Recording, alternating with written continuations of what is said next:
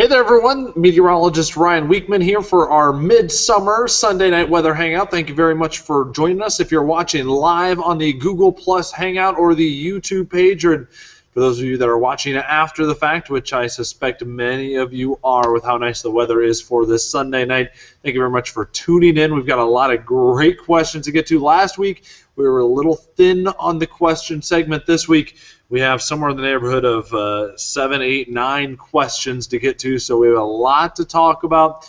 And the big talk as far as the forecast goes over the next 24 to 48 hours will be the heat that's coming back to the area. It's at least going to feel like July over the next few days.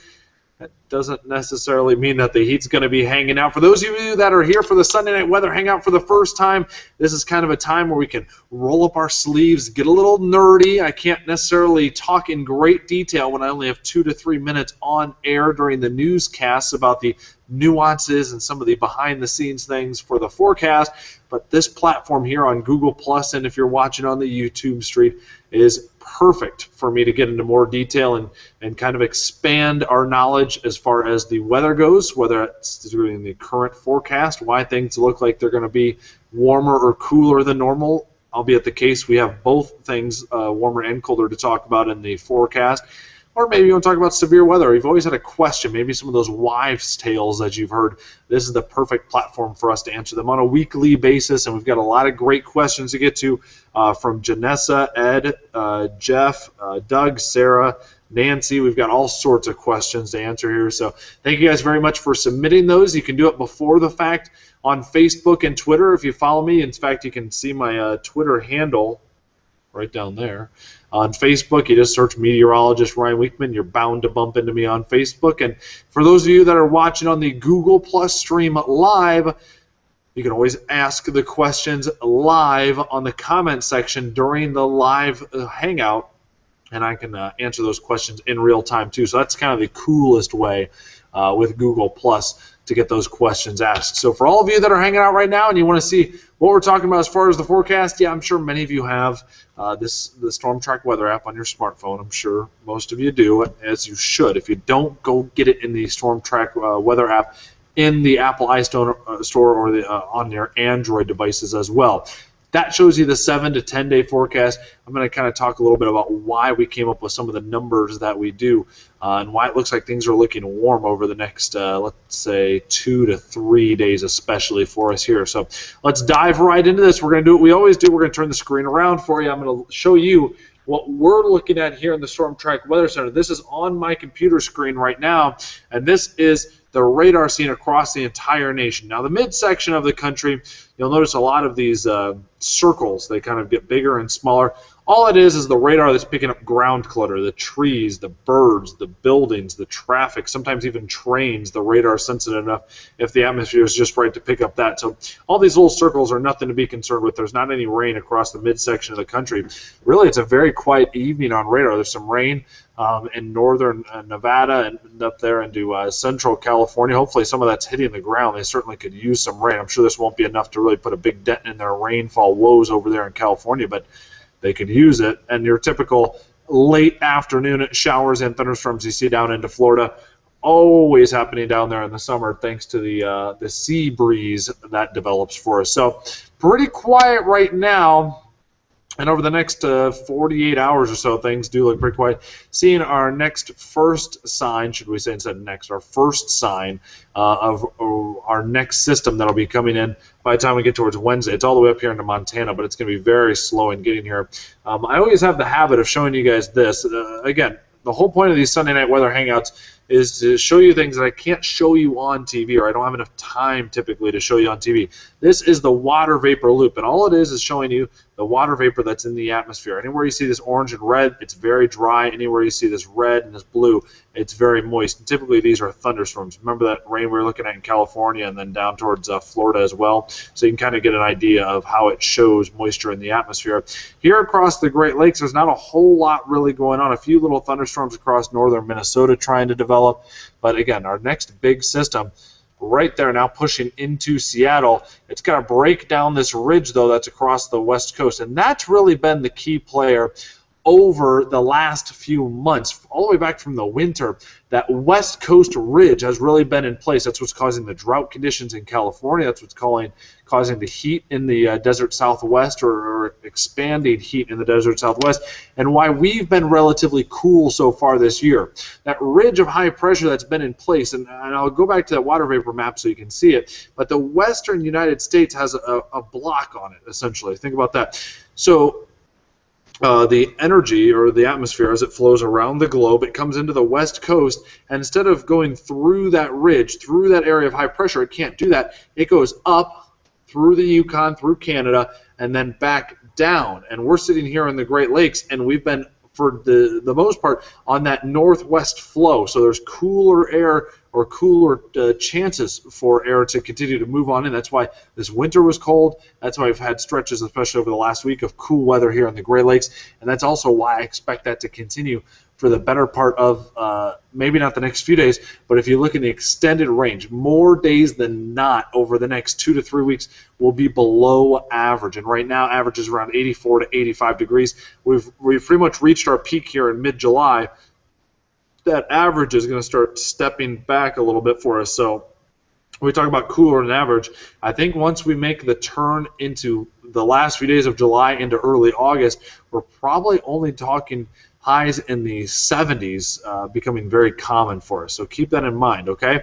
Let's talk about that ridge again. So watch this on water vapor. Here's that ridge of high pressure. See how it's jumping north there across the desert southwest. So these systems here, like the one that's coming into Seattle, have a hard time driving into the southwest. That's why they haven't seen a lot of rain. Instead, this ridge will force it to go up and around, and that's a good reason why we'll see some cooler air, or should we say some not so hot air, by the time we get later in the week for us here. So we've had some questions. We'll get to Janessa first, asking, she wants a loud thunderstorm. She doesn't want the severe stuff, but she just wants a good, loud thunderstorm. There's a lot of people that love those thunderstorms, especially at night. They can be very fun to listen to from the safety of your house, and just very soothing, of course. I get that. I like the same thing, too. But as far as this week goes, there will be some chances for thunderstorms, Janessa, especially on Wednesday.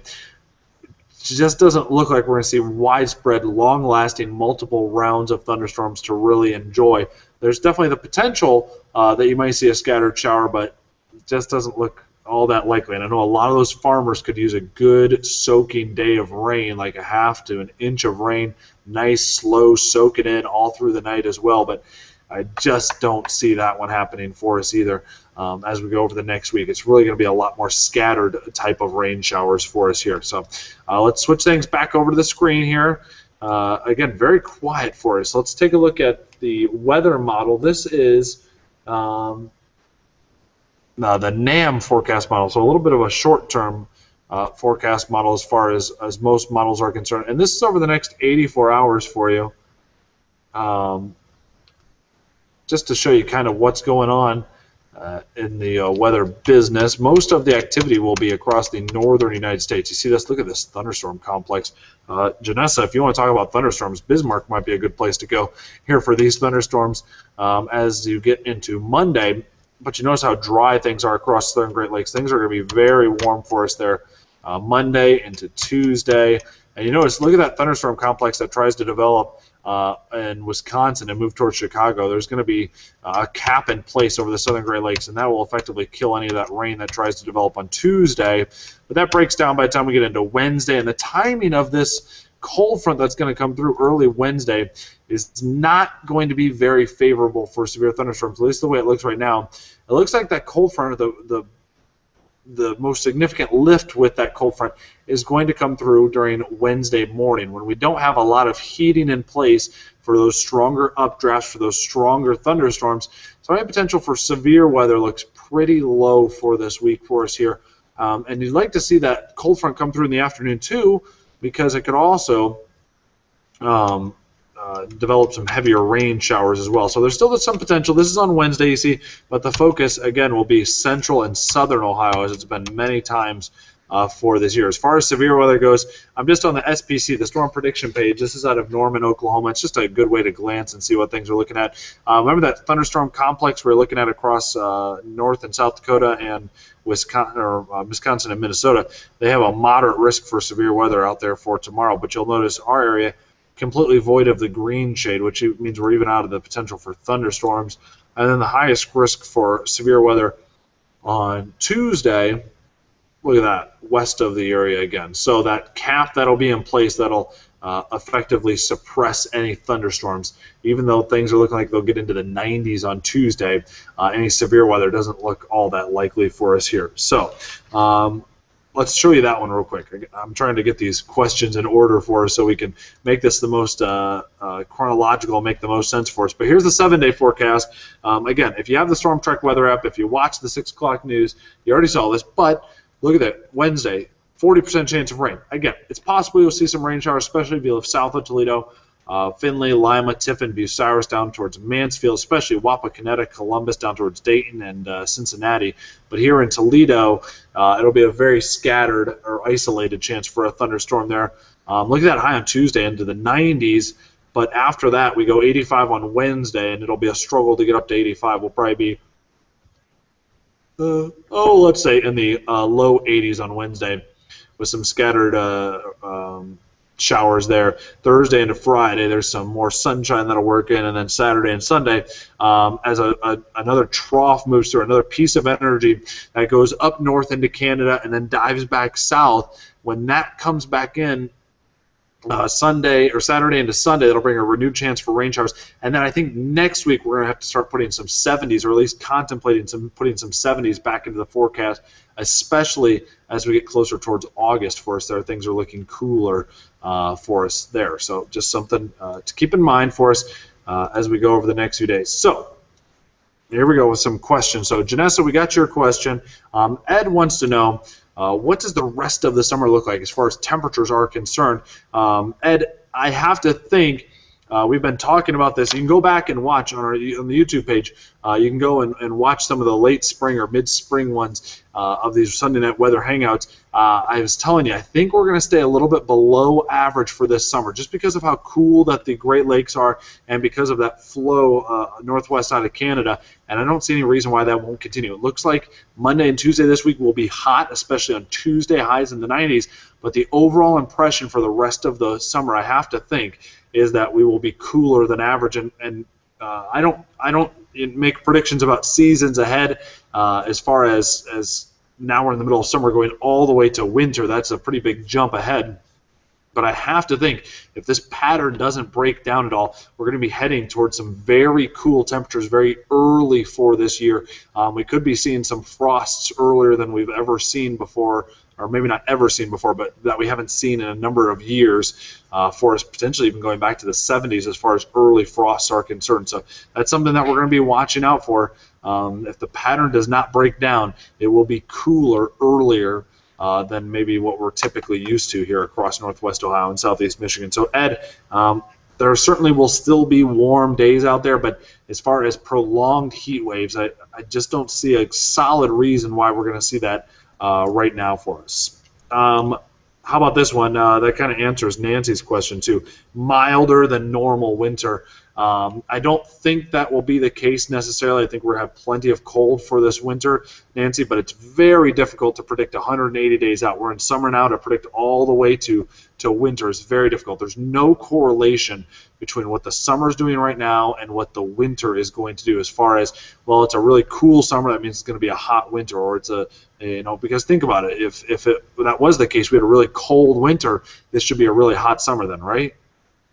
It just doesn't work like that. Think about it like this. If last winter was a cold winter and this was supposed to be a hot summer, well, if this was a hot summer, then that means we're supposed to have a cold winter coming up, right? So it just doesn't quite work like that. Otherwise, it'd be a cycle that would we'd never come out of. So something to keep in mind. I understand what you're saying, Nancy, but anybody who tries to predict 2 seasons in advance, you just can't trust that kind of forecast. We just don't have that type of technology yet, and reliability as far as weather forecasting goes to predict that far into the future for us.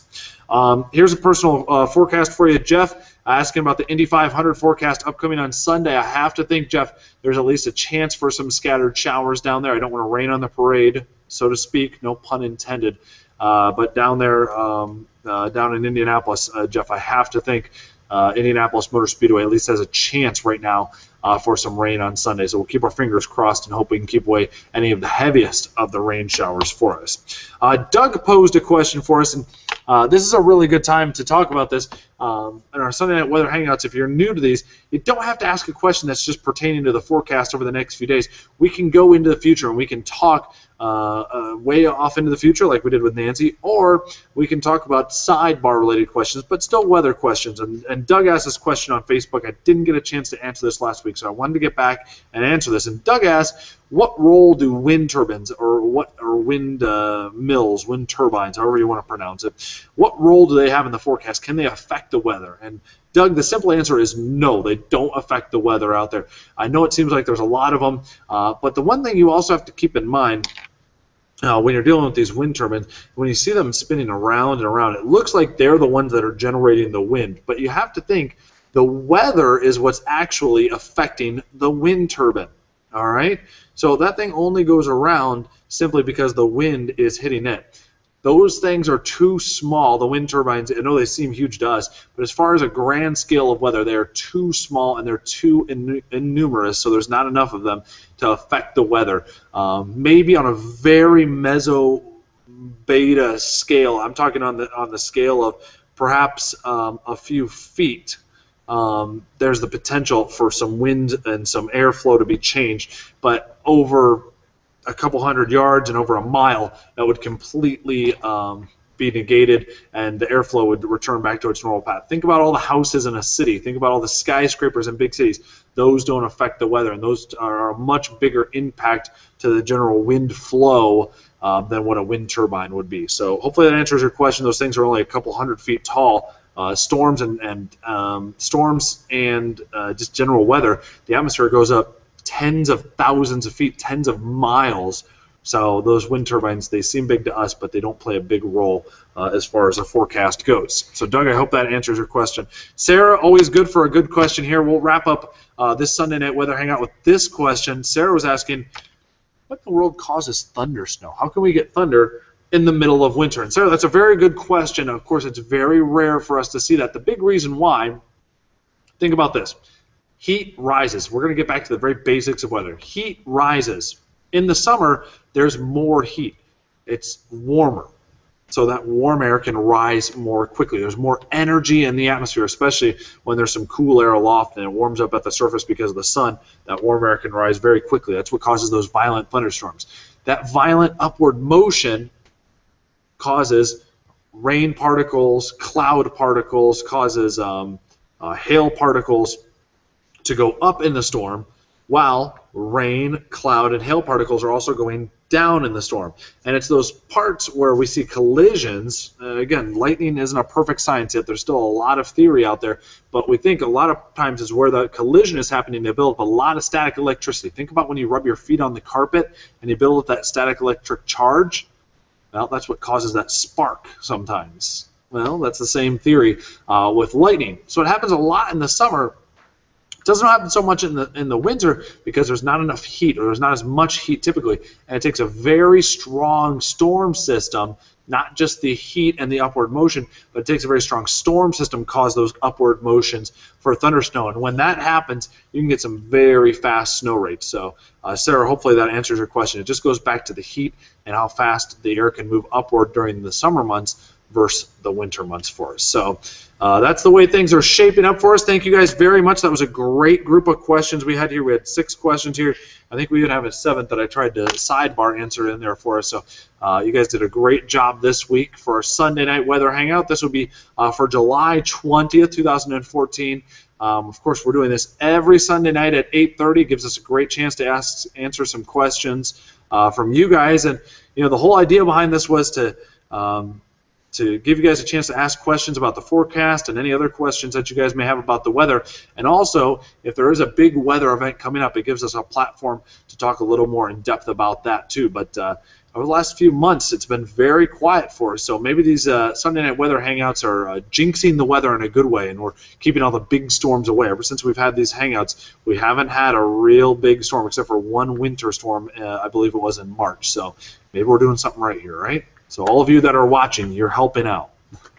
So, all right, guys, we got to run. We're going to be here in the Storm Track Weather Center here over the next hour. So I'm going to be putting together some graphics for the Fox 10 o'clock show. Look, we've even got the lights coming on right now. How about that? That's what you get rewarded for sticking around. I'll see you guys at 10 over on Fox Toledo. I'll see you at 11 over at WTOL. I hope you guys have a great week. Thank you very much for joining me.